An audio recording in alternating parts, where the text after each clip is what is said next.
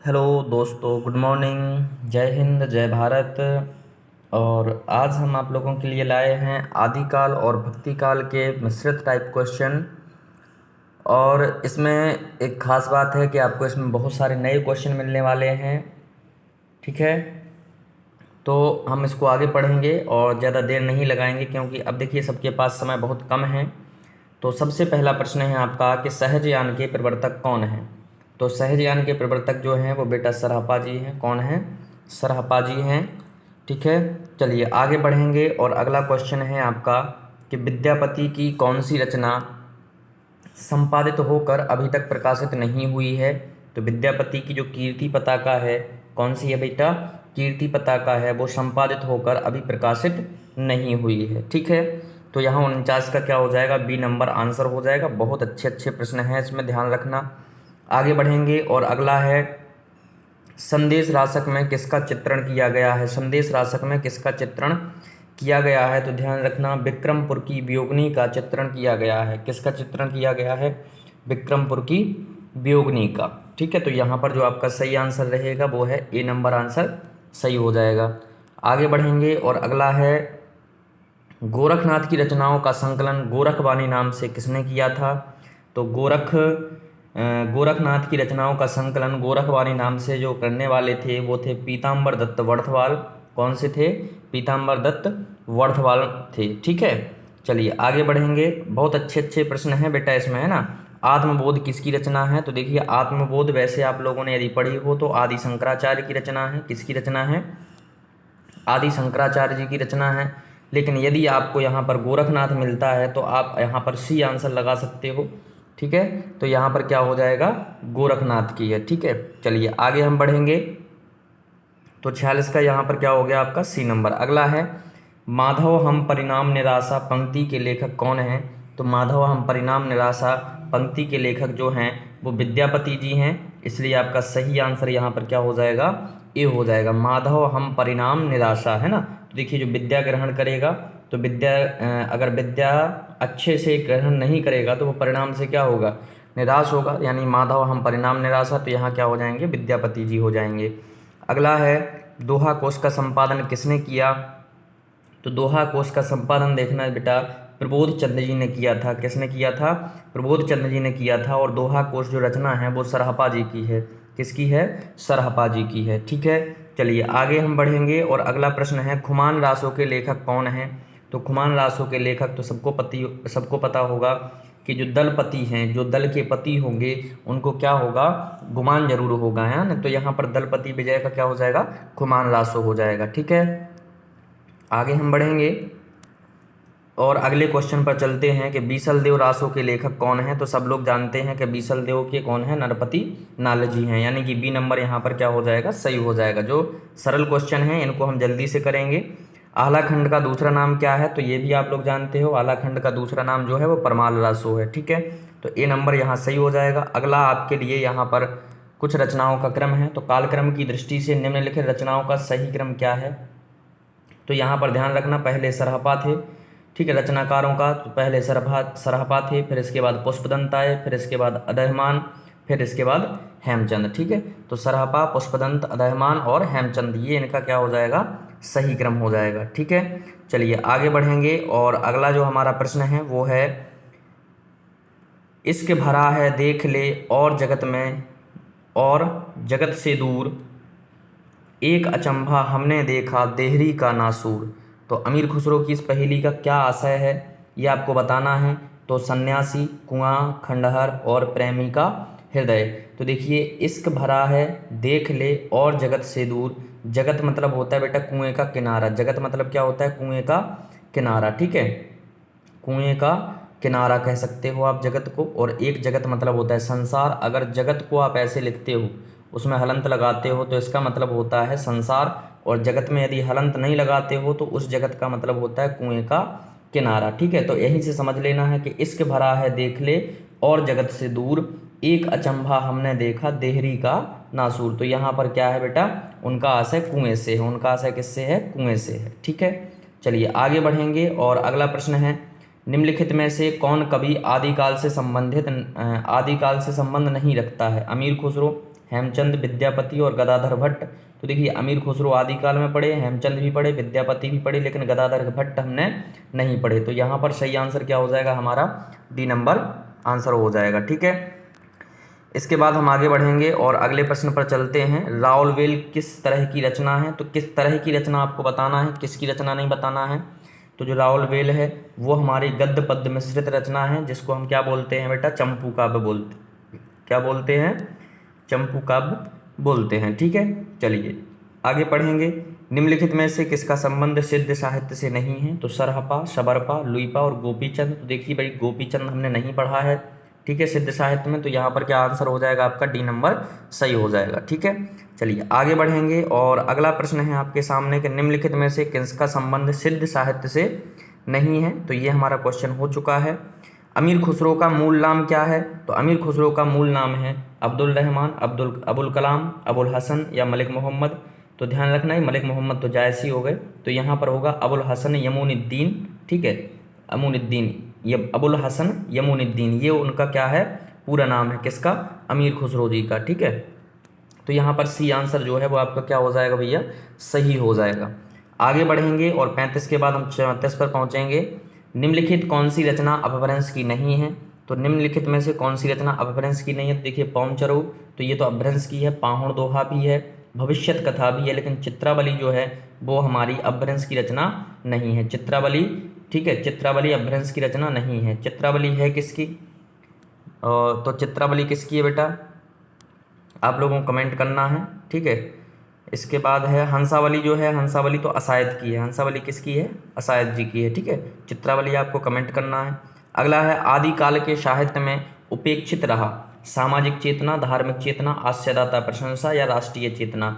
तो उपेक्षित रहा, क्या नहीं रहा बेटा, तो वो नहीं रहा क्या, राष्ट्रीय चेतना नहीं रही, राष्ट्रीय चेतना उसमें नहीं रही। बाकी सामाजिक चेतना थी, धार्मिक चेतना थी और आश्रयदाताओं की प्रशंसा थी, लेकिन राष्ट्रीय चेतना उपेक्षित नहीं थी। ठीक है, तो यहाँ पर जो आपका सही हो जाएगा वो क्या हो जाएगा, डी नंबर सही हो जाएगा। आगे बढ़ेंगे और अगला प्रश्न आपकी स्क्रीन पर है कि आदिकाल के काव्यों की प्रधान भाषा कौन सी थी। तो सब लोग जानते हैं लगभग यहाँ पर डिंगल पिंगल भाषा थी आदिकाल में। चलिए जो सरल क्वेश्चन हैं उनको हम तीव्र गति से एक बार रिवाइज करेंगे। चंद्रधर शर्मा गुलेरी ने साहित्यिक अपभ्रंश को किस नाम से पुकारा है, तो उन्होंने कहा था पुरानी हिंदी। क्या कहा था बेटा, पुरानी हिंदी। तो यहाँ भी हम इसको जल्दी से स्किप करते हैं। नाथों की कुल संख्या कितनी मानी गई है, तो ये सब लोग भी जानते हैं कि नाथ मतलब 9 है, तो यहाँ पर आंसर क्या हो जाएगा, ए हो जाएगा। फिर आगे हम बढ़ेंगे, आदिकाल में खड़ी बोली को काव्य की भाषा बनाने वाले सबसे पहले कौन से कवि हैं, तो ये भी सब लोग जानते हैं, तो यहाँ पर आपका सही आंसर क्या हो जाएगा, ए नंबर अमीर खुसरो। ऐसे क्वेश्चनों को हम बहुत स्पीड में पढ़ेंगे। श्रावकाचार की रचना कब हुई, तो ये सब लोग जानते हैं कि ये हुई थी 933 में। कब हुई थी बेटा, 933 में। ठीक है, चलिए इसके बाद हम बढ़ेंगे। अच्छा, श्रावकाचार लिखी किसने है, कमेंट में बताना है। वैसे देवसेन ने लिखी है। इसके बाद है दब्ब सहाव पयास नामक अपभ्रंश में लिखित ग्रंथ की रचना किसने की है, तो दब्ब सहाव पयास नामक अपभ्रंश में लिखित ग्रंथ की रचना किसने की है, तो दब्ब सहाव किसने लिखा, तो दब्ब सहाव भी बेटा देवसेन ने लिखा है। दब्ब सहाव भी किसने लिखा है, देवसेन जी ने लिखा है। ठीक है, चलिए आगे बढ़ते हैं और निम्नलिखित किस रचना में कड़वक शैली का प्रयोग नहीं हुआ है, तो कड़वक शैली का आपको प्रयोग बताना है किसमें नहीं हुआ है। तो देखिए पवनचरू में कड़वक का हुआ है, महापुराण, जम्बू स्वामी रासा, लेकिन पाहुण दोहा जो कृति है इसमें कड़वक शैली का प्रयोग नहीं हुआ है। ठीक है, इस बात का थोड़ा सा ध्यान रखना। चलिए आगे बढ़ेंगे और 25वें क्वेश्चन पर पहुंचेंगे और 25वां क्वेश्चन है कि संदेश रासक किस प्रकार का काव्य है, तो संदेश रासक आपको बताना है। तो ध्यान रखना, संदेश रासक महाकाव्य नहीं है, ये क्या है भैया, ये खंड काव्य है। संदेश रासक क्या है, खंड काव्य है। क्लियर है, चलिए आगे हम बढ़ेंगे और अगला प्रश्न है आपके सामने, सांकेतिक अर्थ रखने के कारण किनकी वाणियों की भाषा को संध्या भाषा कहा गया, किनकी वाणियों की भाषा को संध्या भाषा कहा गया, तो वो तो सब लोग जानते हैं कि सिद्धों की भाषा को हम लोग क्या बोलते हैं, संध्या भाषा बोलते हैं। सा से सिद्ध और सा से संध्या, ऐसे याद कर लेना है। ठीक है, चलिए आगे बढ़ेंगे और अगला प्रश्न है महापुराण में कितने महापुरुषों का जीवन चरित्र वर्णित है। तो महापुराण में कितने महापुरुषों का जीवन चरित्र वर्णन है, तो वो है 63, 63 महापुरुषों का वर्णन है। कितने हैं, 63 महापुरुषों का वर्णन है, या फिर आप ये भी कह सकते हो कि इसमें 63 पात्र हैं। ठीक है, चलिए आगे हम बढ़ेंगे।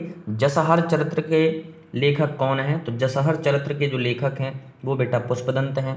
कौन है, पुष्पदंत जी हैं जसहर चरित्र के। इसके बाद हम आगे बढ़ेंगे और अगला प्रश्न है सिद्ध साहित्य में किस रस की प्रधानता रही है। बहुत स्पीड में रिवीजन करेंगे हम इसका।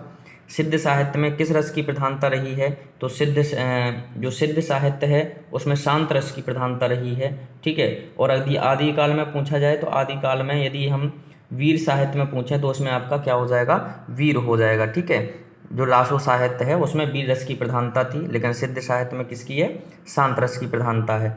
आगे बढ़ेंगे, अगला है किसे सरोज वज्र नाम से जाना जाता है। तो सरोज वज्र नाम से किसे जाना जाता है, तो ध्यान रखना भैया, सरहपा का दूसरा नाम ही सरोज वज्र है। सरहपा का दूसरा नाम ही क्या है बेटा, सरोज वज्र है। क्लियर है, चलिए आगे बढ़ेंगे। दोहा कोश किसकी रचना है, तो आप ये भी जानते हो कि दोहा कोश किसकी रचना है, सरहपा जी की रचना है। ठीक है, एकदम टाइम बर्बाद नहीं करना है हमें और फटाफट इनको आगे। अगला प्रश्न है आपके पास, किस कवि को राहुल भद्र कहा जाता है। किस कवि को राहुल भद्र कहा जाता है, तो ध्यान रखना राहुल भद्र भी सरहपा जी को कहा जाता है। राहुल भद्र भी किसको, सरहपा जी को कहा जाता है। और साथ साथ में दोहा कोश किसकी रचना है, यह हमने पढ़ लिया था। और सरोज वज्र के नाम से कौन जाना जाता है, तो ये भी सरहपा जी हैं। ठीक है, तो सरोज वज्र नाम और राहुल भद्र नाम ये दोनों ही नाम किसके हैं, तो सरहपा जी के हैं। ठीक है, चलिए आगे बढ़ेंगे और अगला है हमारा कि बौद्धगान और दोहा के रचनाकार कौन है। तो बौद्धगान और दोहा के रचनाकार जो हैं वो हैं हरप्रसाद शास्त्री जी। कौन है, हरप्रसाद शास्त्री जी, बौद्धगान और दोहा। आगे बढ़ेंगे, बौद्धगान और दोहा के रचनाकार हरप्रसाद शास्त्री जी हो गए। तो यहाँ ये है अगला प्रश्न, बौद्धगान और दोहा किस भाषा में लिखा गया है।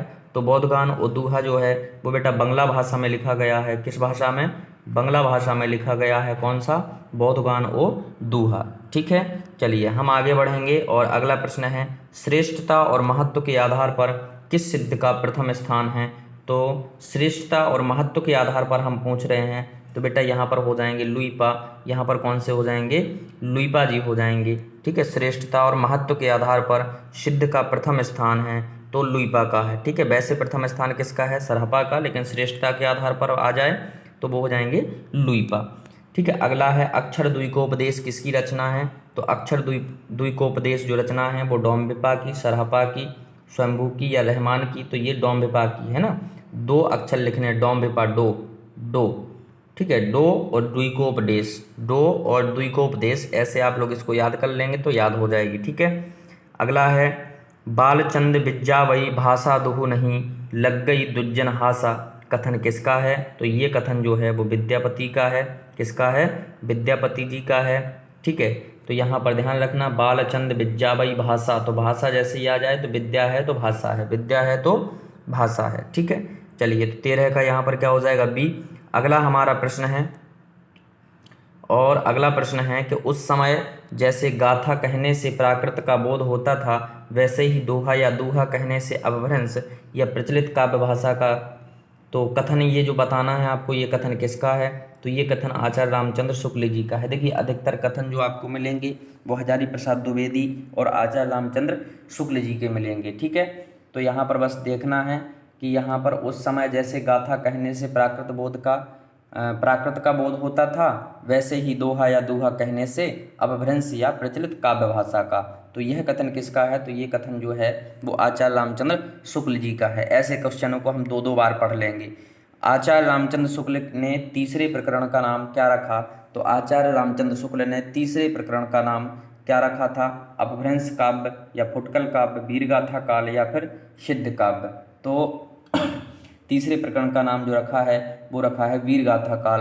क्या रखा हुआ है, वीरगाथा काल। ठीक है, चलिए आगे हम बढ़ेंगे और अगला है हमारा आचार्य रामचंद्र शुक्ल ने आदि काल को 4 प्रकरण में विभाजित किया, दूसरे प्रकरण का नाम क्या रखा था। तो दूसरे प्रकरण का नाम आपको बताना है, तो ध्यान रखना। दूसरे प्रकरण में उन्होंने कहा था कि ये क्या होगा, अपभ्रंश काव्य होगा। क्या होगा भैया, अपभ्रंश काव्य होगा। तो यहाँ पर सही आंसर जो होगा वो कौन सा हो जाएगा आपका, ए नंबर सही हो जाएगा। ठीक है, आचार्य रामचंद्र अनुसार तीसरा उन्होंने रखा है वीरगाथा काल, और इसके बाद दूसरा जो प्रकरण बताया है उन्होंने वो बताया है अपभ्रंश काव्य। ठीक है, चलिए आगे बढ़ेंगे। और बौद्ध धर्म के चिंतन पक्ष की कौन शाखा थी, बौद्ध धर्म के चिंतन पक्ष की कौन शाखा थी, तो ध्यान रखना बौद्ध धर्म के चिंतन पक्ष की जो शाखा थी वो महायान शाखा थी। कौन सी थी, बौद्ध धर्म के चिंतन के लिए, तो यहाँ पर सॉरी हीनयान शाखा होगी। कौन सी शाखा होगी, हीनयान शाखा होगी। तो बौद्ध धर्म के चिंतन पक्ष की कौन सी शाखा थी, तो चिंतन पक्ष की थी कौन सी, हीनयान। ठीक है, जबकि महायान है वो व्यवहारिक पक्ष था। महायान जो है वो कैसा था, व्यवहारिक पक्ष पे काम करता था। ठीक है, चलिए आगे हम बढ़ेंगे। और अगला है हरिवंश पुराण किस रचना का अन्य नाम है, तो हरिवंश पुराण जो है वो रिट्ठे नेमी चरियू का दूसरा नाम है। किसका, रिट्ठे नेमी चरियू का दूसरा नाम है। ये दूसरे नाम से भी बहुत पूछी जाती हैं, ध्यान रखना। ठीक है, चलिए तो रिट्ठे नेमी चरियू हरिवंश पुराण। ठीक है, निम्नलिखित कौन कवि पहले शैव था लेकिन आश्रयदाताओं के अनुरोध से जैन बन गया था, तो ये तो सबने पढ़ा होगा कि ये कौन थे, पुष्पदंत थे। कौन थे बेटा, पुष्पदंत, जो पहले कैसे थे, शैव थे और बाद में आश्रयदाताओं के अनुरोध से ये क्या बन गए थे, जैन बन गए थे। कौन से, पुष्पदंत। ठीक है, चलिए आगे बढ़ेंगे। और अगला प्रश्न है, किसके अनुसार अपभ्रंश का सर्वप्रथम उल्लेख वल्लभी के राजा धारसेन द्वितीय के शिलालेखों में मिलता है, तो हजारी प्रसाद, महावीर प्रसाद द्विवेदी, आचार्य रामचंद्र शुक्ल और बच्चन सिंह। तो यहाँ पर जो आपका सही आंसर होगा वो हो जाएगा आचार्य रामचंद्र शुक्ल। ठीक है, आचार्य रामचंद्र शुक्ल, छठवें का आपका सी आंसर यहाँ हो जाएगा। आगे बढ़ेंगे। और अगला है पौमचरियु में कितनी संधियाँ हैं, तो पौमचरियु में बेटा परमचरऊ में कितनी संधियां हैं, तो परमचरऊ में टोटल 90 संधियां हैं, जिसमें से 83 संधियां जो हैं वो स्वयंभू ने पूरी की, और बाकी की जो बची हुई थी वो त्रिभुवन ने पूरी की। बाकी की जो बची हुई थी 7 वो किसने पूरी की, त्रिभुवन ने पूरी की। तो ध्यान रखना परमचरऊ, अगर आपसे पूछा जाता है कि परमचरऊ को पूरा किसने किया, तो वो त्रिभुवन ने किया था। किसने पूरा किया, त्रिभुवन ने पूरा किया था। और पूरी संधियां कितनी हैं उसमें, तो पूरी 90 संधियां हैं। ठीक है, चलिए आगे हम बढ़ेंगे। और अगला है कौन सा कांड पौमचरऊ में नहीं है, तो विद्याधर कांड, अयोध्या कांड, परशु कांड और सुंदर कांड। तो ध्यान रखना यहाँ पर पौमचरऊ में कौन सा कांड नहीं है, तो पौमचरऊ के 5 कांड हैं, विद्याधर कांड, अयोध्या कांड, इसको हम थोड़ा सा ऊपर कर लेते हैं, विद्याधर कांड, अयोध्या कांड, सुंदर कांड और बुद्ध कांड, और बाद में क्या है, उत्तरकांड। तो यहाँ पर कौन सा सही हो जाएगा आपका, तो उसमें परशु कांड नहीं है, परशु कांड उसमें नहीं है। तो यहाँ आंसर जो होगा वो क्या हो जाएगा, सी नंबर हो जाएगा।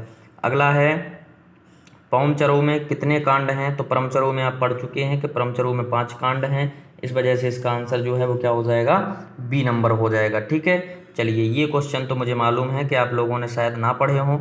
अभिमान मेरु किसे कहा जाता है, तो अभिमान मेरु बेटा पुष्पदंत को कहा जाता है, ये भी आप जानते हैं। अभिमान मेरु किसे कहा जाता है, पुष्पदंत को कहा जाता है। अगला है और पौमचरऊ को किसने पूर्ण किया, तो ये देखिए फिर वही क्वेश्चन यहाँ पर मिल गया है हमें। तो पौमचरऊ को त्रिभुवन ने पूर्ण किया है। किसने पूर्ण किया है, त्रिभुवन। पौमचरऊ में 90 संधियाँ हैं, 90 में से 83 जो हैं वो स्वयंभू ने पूरी की थी, और बाकी की 7 जो बची हुई थी वो त्रिभुवन ने पूरी की हैं। ठीक है, चलिए आगे हम बढ़ेंगे। 12 वर्ष लो कुकर जिए अरु 16 लो जिए से यार किसकी पंक्ति है, तो ये जगनिक जी की पंक्ति है। किसकी है, जगनिक जी की पंक्ति है, जिन्होंने परमाल रासो ग्रंथ लिखा है। चलिए अब हम क्वेश्चनों के थोड़े से अच्छे लेवल पर पहुंच रहे हैं। ठीक है, तो 18 मिनट के बाद हम क्वेश्चनों के अच्छे लेवल पर पहुंचेंगे। आदिकालीन रासो साहित्य की प्रमुख प्रवृत्तियों से संबंधित कौन सा कथन सही नहीं है। इस साहित्य में राष्ट्र प्रेम का सुंदर चित्रण किया गया है, युद्धों का सजीव चित्रण इस साहित्य की अंतिम विशेषता है। इसमें शौर्य और विलासिता का स्वाभाविक जीवांत और श्रृंगार और वीर रस का एक साथ चित्रण है। तो देखो बेटा ये 3 तो हैं, ये 3 प्रवृत्तियां पाई जाती हैं। ये जो लास्ट की 3 हैं ये 3 प्रवृत्तियां पाई जाती हैं, लेकिन राष्ट्र के प्रति कोई प्रेम की भावना की बात उसमें नहीं कही गई है। तो यहाँ पर जो सही आंसर होगा वो कौन सा हो जाएगा, आपका ए नंबर हो जाएगा। ठीक है, अगला है जन्मकाल की दृष्टि से निम्नलिखित कवियों का सही क्रम आपको बताना है। तो देखिए सबसे पहले हैं चंद्रबरदाई, फिर हैं इसके बाद जगनिक, फिर हैं इसके बाद खुसरो और फिर हैं इसके बाद श्रीधर। ठीक है, चलिए इनको पढ़ करके हम आगे बढ़ते हैं। तो यहाँ पर जो सही है वो चंद्रवरदाई, जगन्नाथ, खुसरो और श्रीधर जी हो जाएंगे। अगला है अपभ्रंश को भावभूति किसने कहा, अपभ्रंश का भावभूति किसे कहा जाता है? तो अपभ्रंश का भावभूति पुष्पदंत को कहा जाता है। अपभ्रंश का भावभूति किसको कहा जाता है? पुष्पदंत को कहा जाता है। ठीक है, इसको थोड़ा सा याद रखना। आगे बढ़ेंगे और अगला क्वेश्चन है अपभ्रंश शब्द का सर्वप्रथम प्रयोग किसने किया? तो अपभ्रंश शब्द का सर्वप्रथम प्रयोग जो है वो पतंजलि ने किया अपने महाभाष्य। पतंजलि का एक ग्रंथ है कौन सा? महाभाष्य। उसमें सबसे पहले अपभ्रंश शब्द का प्रयोग मिलता है। तो यहाँ पर क्या हो जाएगा हमारा? ए आंसर सही हो जाएगा। आगे बढ़ेंगे और अगला है निम्नलिखित सिद्धों और नाथों में सबसे पुराने कौन हैं? तो सबसे पुराने कौन है? तो बेटा मच्छंद्रनाथ है। कौन है? मच्छंद्रनाथ हैं। ठीक है, तो ये भी आप लोगों को याद होगा। चलिए आगे हम बढ़ते हैं और बीसलदेव रासो में बीसलदेव रासो कितने खंडों में विभक्त है? तो बीसलदेव रासो में बेटा कितने खंड हैं? तो बीसलदेव रासो में 4 खंड हैं। ठीक है, चलिए आगे बढ़ेंगे। बीसलदेव रासो की नायिका का नाम क्या है? तो ये भी शायद आप लोगों को पता होगा, वो है मृणालवती। कौन है? मृणालवती। तो यहाँ पर डी आंसर क्या हो जाएगा? सही हो जाएगा। ठीक है, बीसलदेव रासो की नायिका का नाम क्या है? मृणालवती। अगला है पुष्पदंत को भाषा की जड़ किसने कहा है? तो पुष्पदंत को बेटा भाखा की जड़ कहने वाले कौन हैं? तो पुष्पदंत को हिंदी की भाखा तो शिव सिंह सेंगर। कौन है? शिव सिंह सेंगर जी हैं। ठीक है, तो यहाँ पर आपका सही आंसर जो है वो सी नंबर हो जाएगा। अगला है विद्यापति किसके दरबारी कवि थे? ये बहुत अच्छा क्वेश्चन है। तो विद्यापति जो थे वो किसके दरबारी कवि थे? तो वो थे बेटा कीर्ति सिंह के। विद्यापति किसके थे? कीर्ति सिंह के। विद्या होगी तो कीर्ति पता चलेगी, इसलिए उन्होंने कीर्ति पताका भी लिखी है। विद्यापति बिहार के दरभंगा जिले के बिपसी गांव के निवासी थे। विद्यापति की प्रमुख रचनाएं कीर्ति लता, कीर्ति पताका, गंगा वाक्यावली और शैव सर्वस्व है। ठीक है, ये कुछ रचनाएं उनकी एक्स्ट्रा यहाँ पर पढ़ लेना। इसके बाद है अगला विद्यापति के गुरु का नाम क्या था? तो विद्यापति के गुरु का नाम पंडित हरि मिश्र था। क्या नाम था? पंडित हरि मिश्र था। तो यहाँ पर क्या आंसर हो जाएगा आपका? ए नंबर सही हो जाएगा। ठीक है, चलिए ज़्यादा स्पीड हो रही है तो आप कम भी कर सकते हो, कोई दिक्कत नहीं है। अगला है बच्चन सिंह ने किस कवि को हिंदी का जातीय कवि कहा है? तो सरहपा को, स्वयंभू को, विद्यापति को और अब्दुल रहमान को। देखिए हिंदी का जातीय कवि माना है उन्होंने किसको? विद्यापति को। किसको माना है बेटा? विद्यापति जी को माना है। ठीक है, हिंदी का जातीय कवि। तो हिंदी का जातीय कवि, हिंदी विद्या आपको ग्रहण करनी है तो जातीय कवि हो जाओगे। ठीक है, चलिए इसके बारे में थोड़ा सा हम पढ़ लेते हैं। बच्चन सिंह ने विद्यापति को जातीय कवि कहा है। विद्यापति को मैथिल कोकिल कहा जाता है। हजारी प्रसाद द्विवेदी ने विद्यापति को श्रृंगार रस का सिद्ध वाक कवि कहा है। कौन सा? सिद्ध वाक कवि कहा है। ठीक है, चलिए आगे हम बढ़ेंगे और अगला है आचार्य शुक्ल ने रासो शब्द का संबंध किस शब्द से माना है? तो आचार्य रामचंद्र शुक्ल ने जो रासो शब्द का संबंध माना है वो माना है किससे? रसायन शब्द से। किससे? रसायन शब्द से। ठीक है, चलिए आगे बढ़ेंगे। हजारी प्रसाद द्विवेदी किसे हिंदी का प्रथम कवि मानते हैं? तो हजारी प्रसाद द्विवेदी जो हैं वो अब्दुल रहमान को पहला कवि मानते हैं। किसको? अब्दुल रहमान को पहला कवि मानते हैं। और राहुल सांकृत्यायन जी किसको मानते हैं? सरहपा जी को मानते हैं। आगे बढ़ेंगे। रावलवेल में कितनी बोलियों का चित्रण मिलता है? तो रावलवेल में बेटा 7 बोलियों का चित्रण मिलता है। कितनी का? 7 बोलियों का चित्रण मिलता है। ठीक है, रावलवेल में कितनी बोलियों का चित्रण मिलता है? 7। तो अगला है गद्य पद्य मिश्रित चंपू काव्य की प्राचीनतम कृति हिंदी कृति कौन सी है? तो वो आप पढ़ चुके हो पहले ही, रावलवेल है। ठीक है, तो इसको हम जल्दी से पढ़ लेते हैं। अगला है हिंदी में 12 मासा का सर्वप्रथम वर्णन किस रचना में मिलता है? तो वो मिलता है बीसलदेव रासो में। किस में मिलेगा? बीसलदेव रासो में। ये भी आप लोग पढ़ चुके होंगे, इसलिए हम इसको जल्दी से फटाफट कर लेते हैं। अब इस वाले आंसर को आपको बताना है कि निम्नलिखित में से कौन अपभ्रंश के प्रभाव से मुक्त हिंदी की रचना मानी जाती है? तो मुक्त हिंदी की रचना मानी जाती है कौन सी? बीसलदेव रासो। ठीक है, अपभ्रंश के प्रभाव से मतलब अपभ्रंश का उसमें प्रभाव नहीं है। तो बीसलदेव रासो नरपति नाल्ह द्वारा 1212 में लिखित कब लिखा गया था? बीसलदेव रासो तो ये 1212 में लिखा गया था। ठीक है, चलिए और इसके रचनाकार कौन है? तो इसके रचनाकार हैं नरपति नाल्ह जी। अगला जो प्रश्न है वो है पृथ्वीराज रासो की भाषा क्या थी? तो पृथ्वीराज भाषा की बेटा डिंगल है। ठीक है, अपभ्रंश और राजस्थानी के मिश्रित रूप को डिंगल कहते हैं। अपभ्रंश और ब्रज भाषा के मिश्रित रूप को पिंगल कहते हैं। तो यहाँ पर जो सही आंसर हो जाएगा वो हो जाएगा ए नंबर। डिंगल। आगे हम बढ़ेंगे और अगला प्रश्न है आपके सामने कि आलवार संतों की संख्या कितनी थी। तो आलवार, वार मतलब 12, तो यहाँ पर आपको ये सीख लेना है, ठीक है। चलिए एक और चीज़ हम इसमें पढ़ लेते हैं कि आलवार जो थे वो तमिल एवं संत थे, तमिल एवं क्या थे, संत थे, ठीक है। इसमें एक आंडाल महिला भी होती है। और आगे हम पढ़ेंगे प्रत्येक देश का साहित्य वहाँ की जनता की चित्रवृत्ति का संचित प्रतिबिंब होता है, यह कथन किसका है। तो यह कथन भी किसका है बेटा, रामचंद्र शुक्ल जी का है। प्रत्येक देश का साहित्य वहाँ की जनता की चित्रवृत्ति का संचित प्रतिबिंब होता है, ठीक है। तो यहाँ पर भी आंसर आपका क्या होने वाला है, बी नंबर, रामचंद्र शुक्ल, ठीक है। एक बार हम इनको थोड़ा सा पढ़ लेंगे। प्रत्येक देश का साहित्य वहाँ की जनता की चित्रवृत्ति का संचित प्रतिबिंब होता है, यह कथन रामचंद्र शुक्ल का है। महावीर प्रसाद द्विवेदी ने साहित्य को समाज का दर्पण कहा है और अंतःकरण की वृत्तियों के चित्त का नाम कविता है, ऐसा ये कथन किसका है, महावीर प्रसाद द्विवेदी का, ठीक है। चलिए आगे बढ़ेंगे। आदिकाल में किस कवि ने खड़ी बोली में, तो ये तो भाई सबको पता होगा कि अमीर खुसरो ने की हैं, ठीक है। चलिए आगे हम बढ़ेंगे और यदि आप चाहते हैं कि इनको थोड़ा सा पढ़ लें तो अमीर खुसरो की अन्य रचनाएं में खालिक बारी, पहेलियाँ मुकरियाँ, दो सुखने और गज़ल हैं। अमीर खुसरो का वास्तविक नाम अबुल हसन यमूनुद्दीन है, ठीक है। अमीर खुसरो निजामुद्दीन औलिया के शिष्य थे, ठीक है। चलिए आगे बढ़ेंगे। अगला है रचना और रचनाकारों की दृष्टि से कौन सा विकल्प सुमेलित नहीं है। तो नेमिनाथ चरियू हरिभद्र सूरी की है, पाहुड़ दोहा राम सिंह की है, और प्रबंध चिंतामणि बनियाचंद सूरी की है, और भविष्यत कथा धनपाल की है। तो देखिए धन से भविष्य है, ये तो पक्की बिल्कुल सही है। पाहुड़ दोहा जो है वो राम सिंह की है, ठीक है, राम के पाँव को पूजना है। नेमिनाथ चरियू है वो हरिभद्र सूरी की है, ये भी सही है। लेकिन यहाँ पर जो आंसर सही नहीं है आपका वो है प्रबंध चिंतामणि बनियाचंद सूरी की नहीं है, ठीक है। चलिए आगे हम बढ़ते हैं। और सिद्धों की वानियों को हिंदी काव्यधारा के नाम से किसने संग्रहित किया है। तो सिद्धों की वानियों को हिंदी काव्यधारा के नाम से किसने संग्रहित किया है, तो वो हो जाएगा बेटा राहुल सांकृत्यायन। कौन हो जाएंगे, राहुल सांकृत्यायन जी हो जाएंगे। चलिए आगे हम बढ़ते हैं और अगला प्रश्न है हमारा कि रामकुमार वर्मा हिंदी का प्रथम कवि किसे मानते हैं। तो रामकुमार कवि तो आप लोगों को पता ही है, किसको मानते हैं, स्वयंभू को मानते हैं।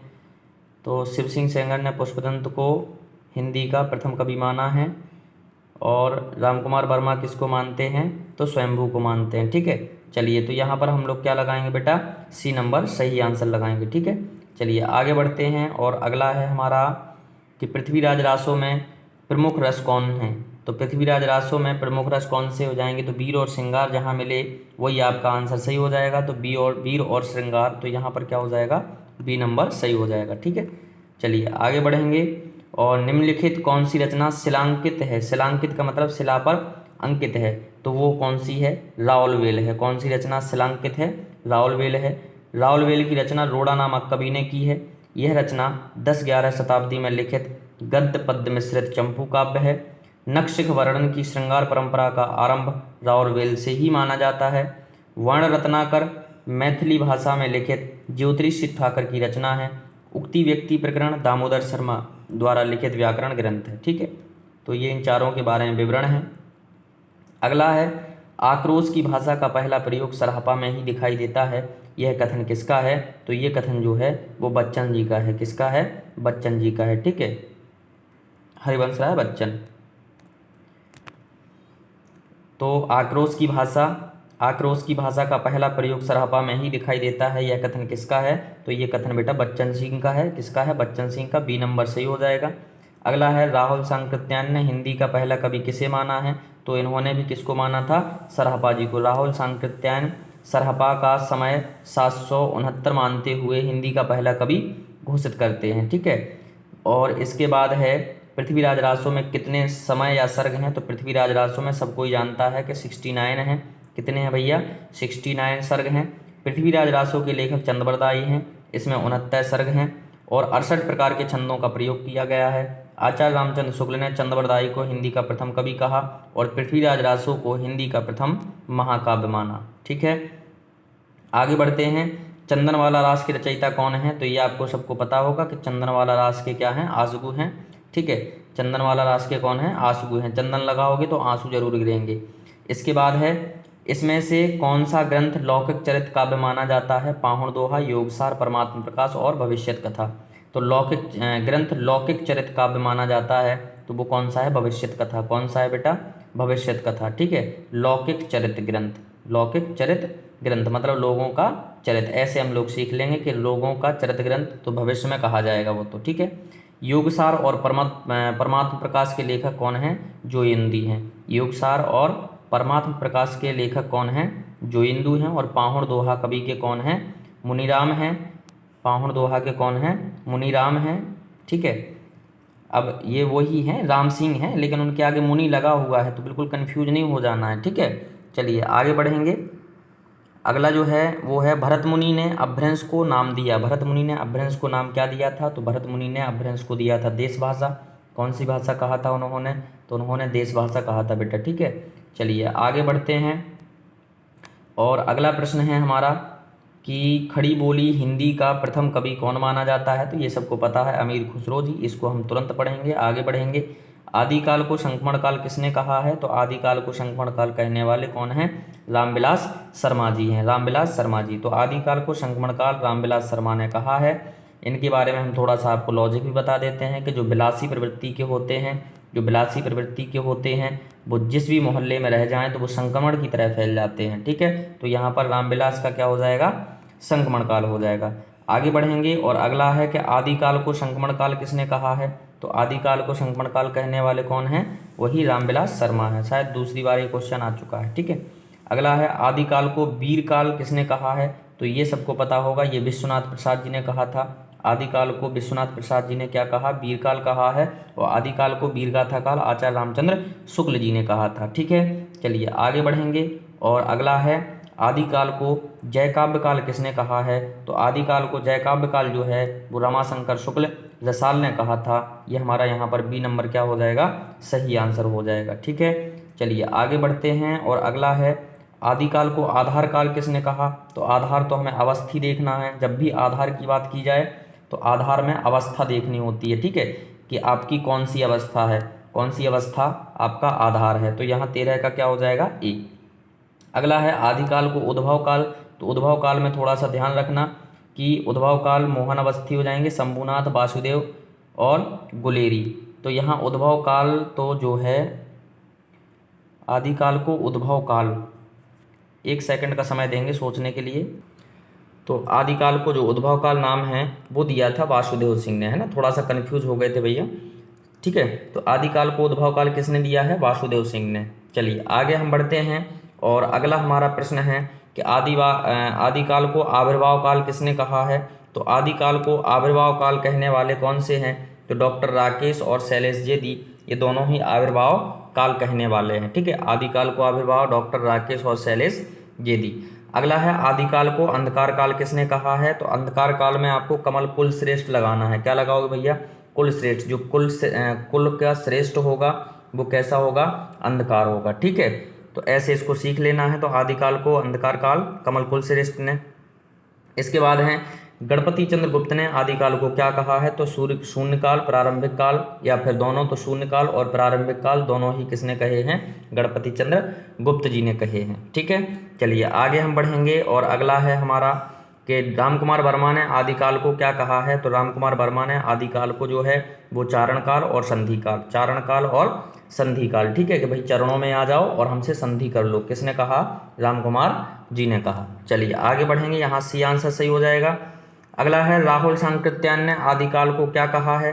तो राहुल सांकृत्यायन ने आदिकाल को जो है वो सिद्ध सामंत काल कहा है। क्या कहा है? सिद्ध सामंत काल कहा है। ठीक है, चलिए आगे बढ़ते हैं। और आदिकाल को वीरगाथा काल, तो ये तो आप लोगों को कमेंट में बताना है कि आदिकाल को वीरगाथा काल किसने कहा है। अगला है आदिकाल को बाल्यावस्था काल किसने कहा है? तो आदिकाल को बाल्यावस्था काल जो है वो रमाशंकर शुक्ल रसाल ने कहा है। कौन सा? बाल्यावस्था काल। ठीक है, कौन सा? बाल्यावस्था काल। ये थोड़ा सा आप लोग सीख लेना। ठीक है, और आगे हम बढ़ेंगे। कलाकाल भी इन्हीं ने कहा है, रमाशंकर शुक्ल रसाल ने कलाकाल भी कहा है। अगला है आदिकाल को आरंभिक काल किसने कहा है? तो वो मिश्र बंधुओं ने। आदिकाल को आरंभिक काल किसने कहा है?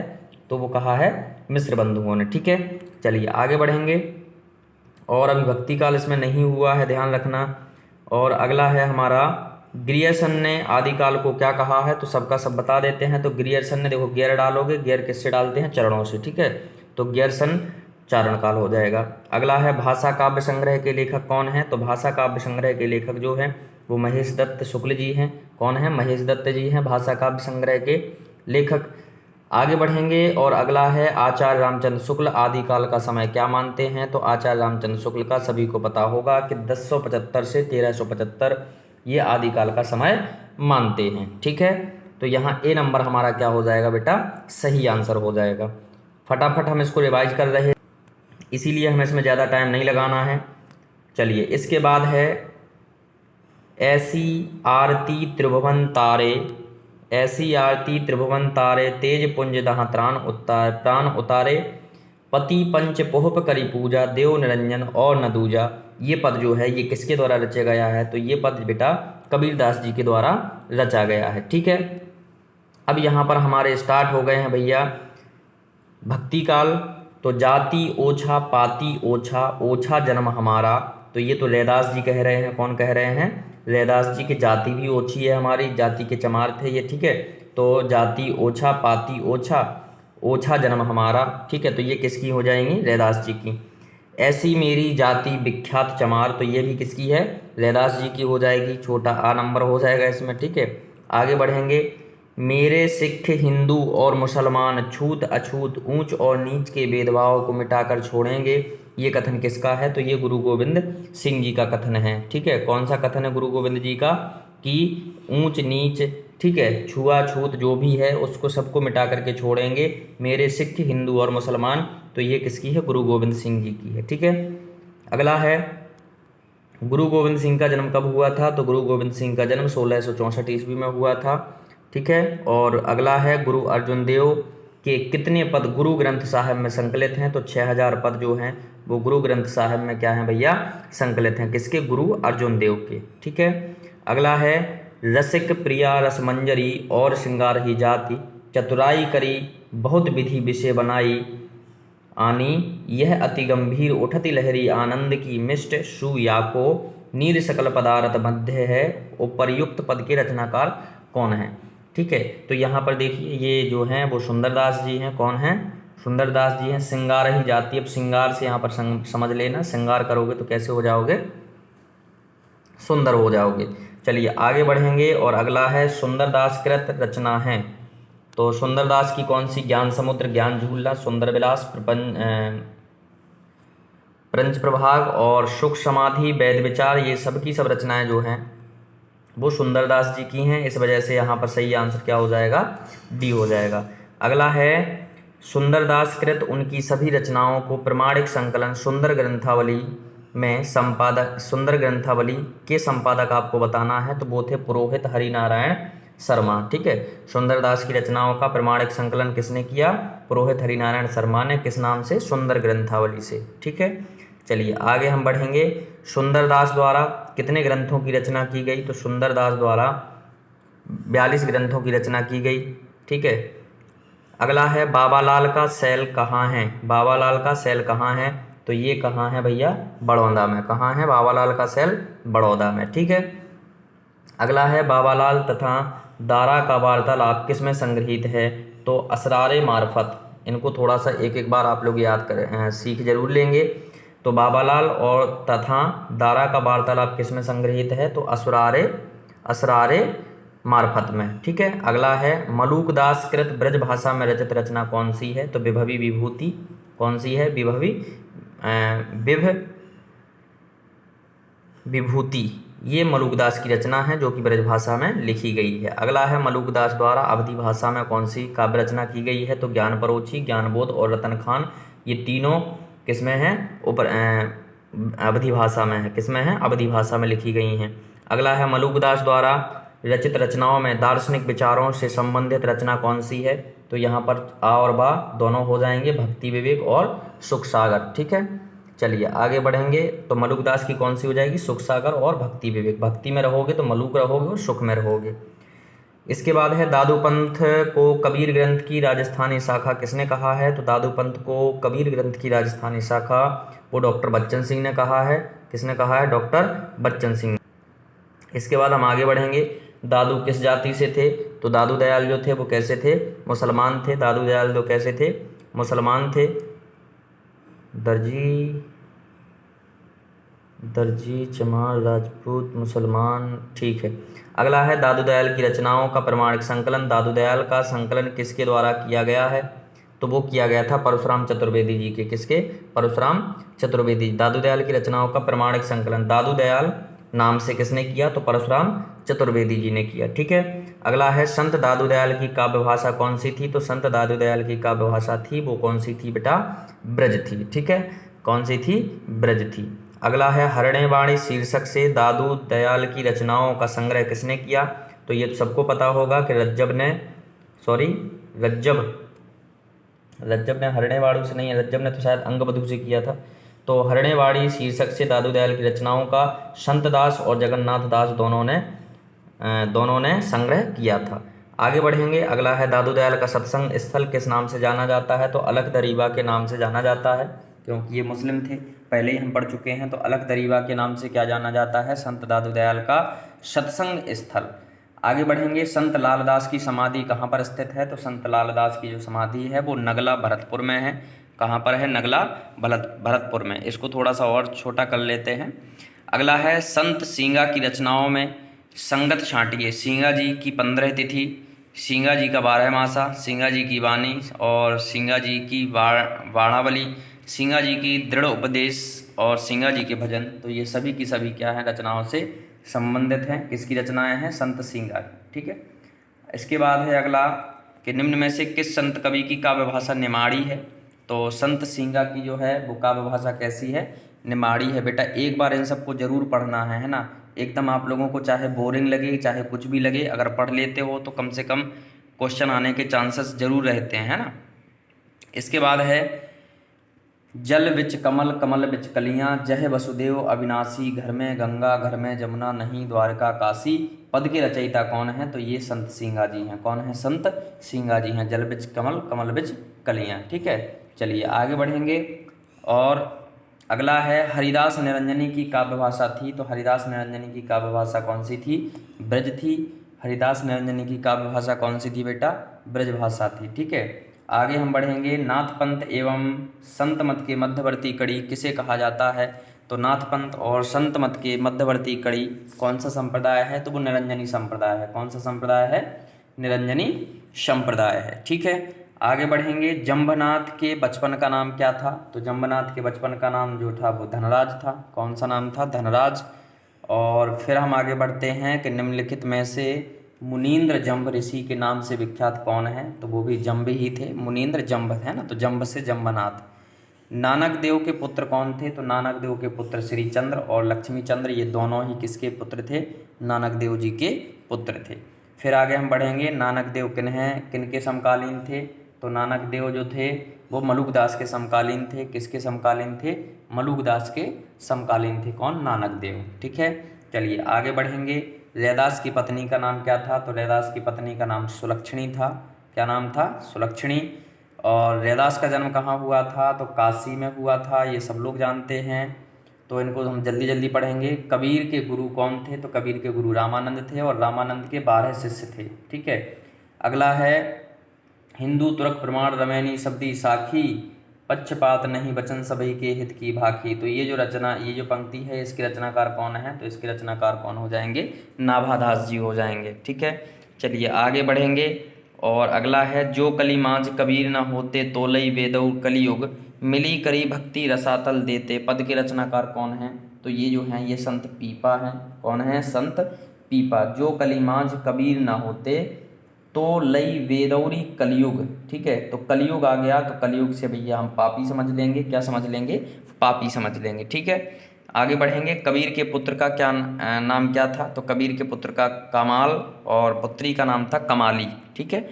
तो 12 का यहाँ पर आ हो जाएगा। अगला है काशी नागरी पचाणी सभा द्वारा प्रकाशित कबीर ग्रंथावली में 809 साखियाँ कितने अंकों में थीं? तो वो 809 साखियाँ तो थीं, लेकिन वो कितने अंकों में थीं?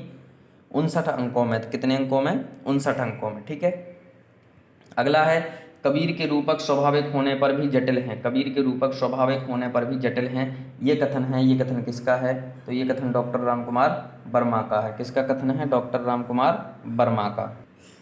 आगे बढ़ेंगे और अगला है, संत मत के समस्त कवियों में कबीर सबसे अधिक प्रतिभाशाली एवं मौलिक थे। ये कथन किसका है? डॉक्टर नगेंद्र जी का है। डॉक्टर नगेंद्र जी ने कबीर को सबसे अधिक प्रतिभाशाली एवं मौलिक माना है। ठीक है। अगला है, श्री भक्तमाल सटीक के रचनाकार कौन हैं? तो भक्तमाल सटीक के रचनाकार जो हैं वो हैं प्रियादास। कौन हैं? प्रियादास जी हैं भक्तमाल सटीक के रचनाकार। ठीक है। अगला है, अनंतदास कृत पद्य रचना है। तो अनंतदास कृत पद्य रचना जो है वो है कबीर परिचय।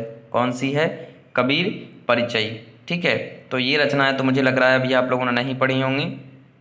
अगला है, रामानंद कृत रचना कौन सी है? तो देखिए, श्री वैष्णव मताब्ज भास्कर, श्री रामार्चन पद्धति, योग चिंतामणि, ये सब की सब किसकी हैं? रामानंद कृत रचनाएं हैं। ठीक है। ये सब की सब रचनाएं किसने रची हैं? रामानंद जी ने।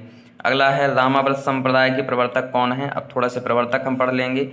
तो रामाव्रत संप्रदाय के प्रवर्तक तो हैं रामानंद जी। ठीक है। ये तो आपको बड़ी आसानी से याद होगा। अगला है, रामानंद का जन्म कब हुआ था? तो रामानंद का जन्म 1368 ईस्वी में हुआ था। कब हुआ था? 1368 ईस्वी में। अगला है, निम्नलिखित में से प्रथम संत कौन थे जिन्होंने अपने सिद्धांतों के प्रचार में हिंदी का प्रयोग किया था? तो निम्नलिखित में से प्रथम संत कौन थे जिन्होंने अपने सिद्धांतों के प्रचार में हिंदी का प्रयोग किया था? तो देखिए, रामानंद। कौन? रामानंद ही थे। आगे बढ़ेंगे। अगला है, दुल्हिनी राम जपहूँ रे भाई, अब अविगत की गति लखी न जाई। ये जो पंक्ति है किसकी है? तो ये जो है ये पद है वो कबीरदास जी का है। किसका है? कबीरदास जी का, कि दुल्हन कभी मत लाना, दुल्हन कभी न लाना। ठीक है। ऐसे आप इसको याद कर लेना। अगला है, संत काव्य की प्रमुख प्रवृत्ति क्या है? तो निर्गुण की उपासना, गुरु की महत्ता। तो गुरु की महत्ता तो बिल्कुल थी। हठ योग साधना, सूफी मत का प्रभाव, भजन तथा नाम स्मरण। तो ये सभी की सभी जो है वो संत काव्य की प्रवृत्तियां हैं। ठीक है। आगे बढ़ेंगे और अगला है, सत्यपीर संप्रदाय के प्रवर्तक कौन थे? तो सत्यपीर संप्रदाय के प्रवर्तक थे वो थे अलाउद्दीन हुसैन। कौन थे? अलाउद्दीन हुसैन। तो यहाँ पर हम सिखाने की कोशिश करेंगे कि सत्यपीर है ना, वास्तविकता में सच्ची पीड़ा कौन सी है? जब हुस्न दिखाई देता है ना। जब क्या दिखाई देता है? हुस्न दिखाई देता है। सच्ची पीड़ा, सत्य पीड़ा वही है जब हमें हुस्न दिखाई देता है तो कितनी पीड़ा होती है। चलिए, अगला है, उदासी संप्रदाय। तो उदासी संप्रदाय जो है वो किसका है? वो श्रीचंद्र का है। उदासी संप्रदाय जो है वो किसका है? श्रीचंद्र जी का है। अगला है, अनुभव सानवात ब्रह्म ज्ञानस्थ कथन है। तो ये शंकराचार्य जी का है। ठीक है। तो ब्रह्म ज्ञानस्थ कथन अगर आ जाता है तो वो शंकराचार्य जी का हो जाएगा। अगला है, भक्ति आंदोलन को भारतीय चिंताधारा का स्वाभाविक विकास किसने माना है? तो भक्ति आंदोलन को भारतीय चिंताधारा का स्वाभाविक विकास जो है वो हजारी प्रसाद द्विवेदी जी ने माना है। ठीक है। किसने? हजारी प्रसाद द्विवेदी जी ने माना है। अगला है, नामदेव द्वारा लिखित सगुण पदों की भाषा कौन सी थी? तो नामदेव द्वारा लिखित सगुण पदों की भाषा जो थी वो ब्रज भाषा थी। कौन सी भाषा थी बेटा? ब्रज भाषा थी। ठीक है। नामदेव द्वारा सगुण पदों की भाषा कौन थी? ब्रज थी। आगे बढ़ेंगे और अगला है कि श्रवण धर्म के अंतर्गत किस धर्म की गणना की जाती है? तो बौद्ध धर्म और जैन धर्म दोनों की गणना की जाती है। किसके? श्रवण धर्म के अंतर्गत। अगला है, महाराष्ट्र के संत नामदेव जाति से क्या थे? तो संत नामदेव जाति से क्या थे? दर्जी थे। ठीक है। क्या थे? दर्जी थे नामदेव जी। पंचदेवोपासना में संबंधित हैं तो शैव, शाक्त, सौर, स्मार्त और गानपत्य, ये जो हैं ये उपर्युक्त सभी पंचदेवोपासना में शामिल हैं। आगे बढ़ेंगे। भक्ति द्रविड़ उपजी लाए रामानंद, प्रकट किया कबीर ने सात दीप नौ खंड। ये पद जो है वो किसका है? तो ये डॉक्टर सत्येंद्र जी का है। किसका है? डॉक्टर सत्येंद्र जी का है। चलिए आगे बढ़ेंगे और सुमेलित करना है। तो सुमेलित करिए भैया संस्थापक और संप्रदायों को। तो श्री संप्रदाय के कौन हैं? ब्रह्म संप्रदाय के कौन हैं? रुद्र संप्रदाय के कौन हैं? और सनकादिक संप्रदाय के कौन हैं? ठीक है। तो यहाँ पर हम देख लेते हैं कि भाई श्री संप्रदाय के जो हैं वो रामानुजाचार्य हैं। श्री संप्रदाय के कौन हैं? रामानुजाचार्य। और ब्रह्म संप्रदाय के कौन हैं? ये मध्वाचार्य। रुद्र संप्रदाय के विष्णु स्वामी हैं और सनकादिक संप्रदाय के निम्बकाचार हैं। ये हमारा सीधा का सीधा लिखा हुआ है, तो हम यहाँ पर बी नंबर आंसर मान करके चल देंगे। अगला है शंकराचार्य के बाद किसने भागवत धर्म का पुनरुद्धार किया। तो शंकराचार्य के बाद किसने भागवत धर्म का पुनरुद्धार किया, तो वो किया है रामानुजाचार्य और मध्वाचार्य जी ने। ठीक है, चलिए आगे बढ़ेंगे। भागवत धर्म का समय लगभग माना जाता है, तो भागवत धर्म का समय लगभग हमेशा 1400 ईसा पूर्व माना जाता है। ठीक है, भागवत धर्म का। अगला है देव विषयक रति का नाम ही भक्ति है, ये किसका कथन है, तो ये मम्मट जी का कथन है। किसका है, मम्मट जी का कथन है। तो अभी यहाँ 23 पर हम लोग पहुँचे हैं और मैं चाहता हूँ कि इनको अब थोड़ा सा ऊपर से लगा लिया जाए। ठीक है, अच्छा टाइम कितना हो गया क्लास का, थोड़ा सा मैं टाइम देख लेता हूँ। क्वेश्चन बहुत सारे हैं, बहुत नए क्वेश्चन हैं। ठीक है, तो यहाँ से हम लोग करते हैं। ठीक है, भक्ति आंदोलन को इस्लाम की देन ना मानकर दक्षिण के आलवार भक्तों की देन मानने वाले विद्वान कौन थे, तो वो हजारी प्रसाद द्विवेदी थे। कौन थे, हजारी प्रसाद द्विवेदी। भक्ति का सर्वप्रथम उल्लेख कहाँ मिलता है, तो श्वेता उपनिषद में मिलता है। कथादि में अनुरुक्ति को भक्ति किसे माना है, तो गर्ग ने माना है। और भक्ति भावना का मूल स्रोत भारत में किस भाग में माना जाता है, तो दक्षिण भारत में। ये क्वेश्चन आप लोग पढ़ लेंगे। और भाई गर्मी ज़्यादा होने के कारण हम अब वीडियो को यहीं तक बना रहे हैं और सभी से विदा लेते हैं। और जाते जाते एक सूचना ज़रूर हम आप लोगों को दे दें कि एग्ज़ाम डेट बढ़े या ना बढ़े, आपको उससे कोई मतलब नहीं। पढ़ाई समझिए, 2 अगस्त से ही पेपर को आपको मान करके चलना है। बाकी की न्यूज़ जो आती है वो आपको मिल जाएगी। और जिसने भी 12 से 20 तक की PDF नहीं खरीदी है, अभी भी मौका है, 99 रुपये में वो खरीद सकते हैं 700+ MCQ के साथ। जो मोबाइल नंबर जो है वो 70 67 60 62 61, ये हमारा मोबाइल नंबर है। आप इस पर कॉल करके या मैसेज करके हमसे PDF ले सकते हैं। जय हिंद, जय भारत।